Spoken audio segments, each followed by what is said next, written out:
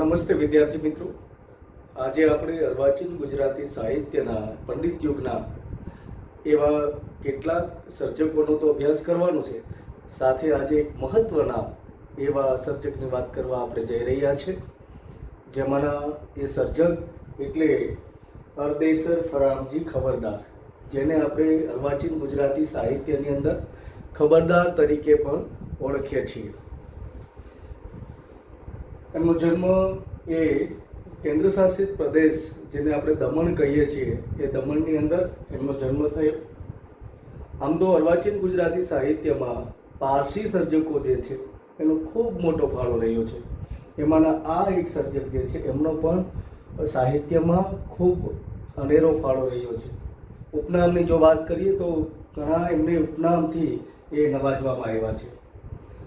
અદલ, ખબરદાર, સાથે બૂચા કવિ, મોટાલાલ, લખા ભગત, આલુક, શ્રીધર, શેષાદ્રી અને હોનરસિંહ મહેતા, આવા ઉપનામથી તેઓ એ સાહિત્ય સર્જન કરે છે કવિ ખબરદાર.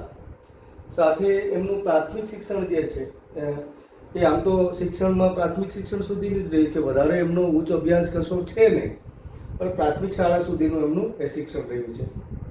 એમનો વ્યવસાયની અંદર એ મદ્રાસ અને મુંબઈમાં એમનો વ્યવસાય રહે છે. સાથે ગુજરાતી અને અંગ્રેજી સાહિત્યના એ અભ્યાસી રહ્યા છે. ખાસ કરીને એમના સાહિત્ય સર્જનમાં દલપત શૈલીનો એ પ્રભાવ જોવા મળે છે. જોઈએ તો નરસિંહરાવ જે છે એમના જે ઉર્મી કાવ્યો જે છે, આ નરસિંહરાવ દિવેટિયાના જે ઉર્મી કાવ્ય છે તો એની છાપ પણ અહીંયા જોવા મળે છે એમના સાહિત્ય સર્જનમાં. સાથે નાનાલાલ જે છે એમની જે રાજ કવિતાઓ છે, ડોલન શૈલી જે છે તો એમનો પ્રભાવ પણ આપણા સાહિત્યમાં જોવા મળે છે. કાંત અને કલાપી જે છે તો ઉર્મી કવિ કલાપી જે છે, કાંત ખંડ કાવ્યના સર્જક કાંત જે છે, કલાપી છે તો એમના ખંડ કાવ્યનો પ્રભાવ પણ એ સ્વરૂપનો પ્રભાવ પણ આ સાહિત્ય સર્જનમાં જોવા મળે છે એમના. બક ઠાકોર જે છે કે જે અગેય પદ્ય રચનાઓ જે છે તો આ સર્જકની કેટલીક આપણે પદ્ય રચનાઓ વાંચીએ અગે તો એમાં બક ઠાકોરની જે પદ્ય રચનાઓ જે છે એમનું એક છાપ આપને જોવા મળે છે. સાથે એના વિસ્તૃત સાહિત્ય સર્જનની આપણે વાત કરીએ તો એમનું સાહિત્ય સર્જનની અંદર કેટલાક એવા કાવ્ય સંગ્રહો જે છે, ખાસ કરીને ઈકા પ્રત્યેવાળા એ કાવ્ય સંગ્રહો આપણે જોવા મળે છે, જેમ કે કાવ્ય રસિકા છે, વિલાસિકા છે, પ્રકાશિકા, દર્શનિકા છે, કલિકા નામનો એમનો કાવ્ય સંગ્રહ છે. સાથે રાષ્ટિકા, ભજનિકા, રાસ, ચંદ્રિકા, કીર્તનિકા, નંદનિકા, ભારતનો ટંકાર, આ જે છે એમનું એક સુદીર્ઘ એ કાવ્ય રહ્યું છે. આમ તો પ્રતિકાવ્યના કવિ પણ એ કહી શકાય છે એમને. આપણે અખે ગીતા જોવા મળે, એમણે લખે ગીતા લખ્યું છે, એટલે પ્રતિકાવ્યો જે છે એ આપણે એમની પાસેથી મળે છે. નાટક જે છે, મનુરાજ નામનું એક નાટક જે છે આ સર્જક લખે છે. વિવેચનની વાત કરીએ તો કવિતાની રચના કળા, એનો કવિતાનું સાહિત્યિક વિકાસ, કઈ રીતે કવિતાનું સર્જન કરવું, તો એમની એ વિવેચનનો એમનો ગ્રંથ છે કવિતાની રચના કળા. તો આ કવિતાની રચના કળાની અંદર એ કવિતાની વાત કરે છે. સાથે એમની પાસેથી મળે છે આપને પત્ર સાહિત્ય. ખબરદારના પત્રો, આમ તો લિખિત હું આવું છું કે લી હું આવું છું, મેઘાણીના જેવી રીતે પત્રો મળે છે, ગાંધીજીના પત્રો મળે છે. જે સર્જકોના પત્રો આપણે મળ્યા છે મધ્યકાલીન સાહિત્યને બાદ કરતા અર્વાચીન ગુજરાતી સાહિત્યના ગાંધીજીના પત્રો આપણે મળ્યા છે, ગાંધી યુગના, પંડિત યુગના. તો એમાં આ પંડિત યુગના જે સર્જક છે ખબરદાર, એમની પાસેથી પણ ખબરદારના પત્રો જે છે એ આપણે એમનો ગ્રંથ મળે છે. 1922ની અંદર એ પ્રગટ થાય છે. તો આ ખબરદાર જે છે આમનું આ પ્રતિકાવ્યના સર્જક, એમનું આ સાહિત્ય. હવે એમની કેટલીક એક વિશેષતા વિશે આપણે વાત કરીએ તો પારસી કવિઓમાં એ અગ્રણી કવિ ગણી શકાય. આપણે અગાઉ અભ્યાસ કરી ચૂક્યા છીએ પારસી કવિઓને, તો એમાં આ ખૂબ જ એ અગ્રણી કવિ તરીકે એમની ઓળખ છે.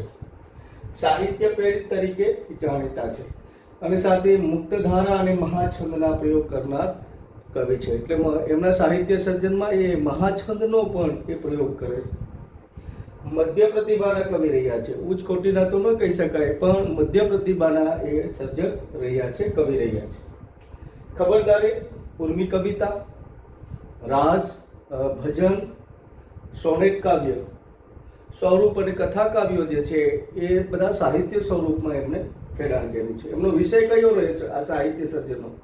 તો એમનો વિષય પ્રકૃતિ રહ્યો છે, પ્રણય રહ્યો છે, પ્રભુ ભક્તિ છે, રાષ્ટ્રપ્રેમ છે, તત્વજ્ઞાન છે, અને આ જે કંઈ ચિંતન જે છે એનું નિરૂપણ જે છે એમના આપણે કાવ્યમાં જોઈ શકીએ છીએ.